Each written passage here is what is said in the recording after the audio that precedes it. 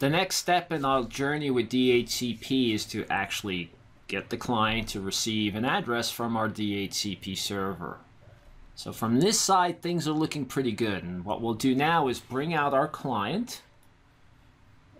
Here's our client. And what I'll do, here's our statically configured address. I'm just going to say OK on that for right now. I'll move over here. And I'm going to start up Wireshark just so we can actually watch the process take place.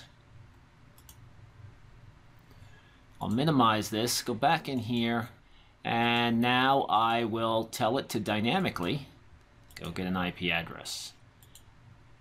And what we see up here is the actual process of the client going out and asking for an address. And so we see this DORA process going out, and we can tell we have an address because obviously we're getting a lot more traffic out there. So let's go take a look at our address.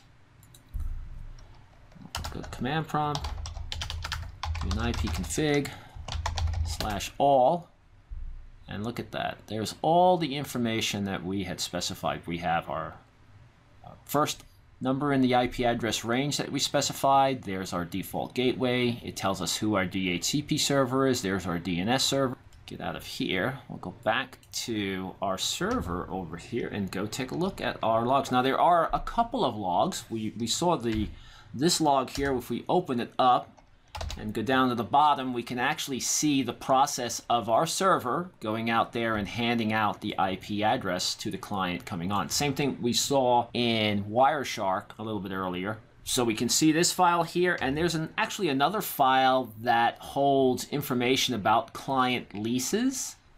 And if I do a cd into var lib DHCP, there it goes. And then go in here and we'll do the leases. And I won't do that. I'll get rid of that and I'll say less in here. Here again, we have more information about the device that leased the address, how long it'll be, lots of good information, MAC address of the device that's using it. So if you wanted to make it static, this would be a place you could come and pull that information out and make that static for that particular host. DHCP is up and working on our network. Let's just make sure we can still get out on the internet. Bring that up.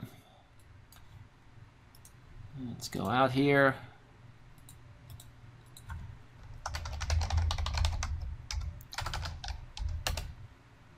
Good. So we have NAT working, we have DHCP working. Server 1 is providing all these services to our internal clients.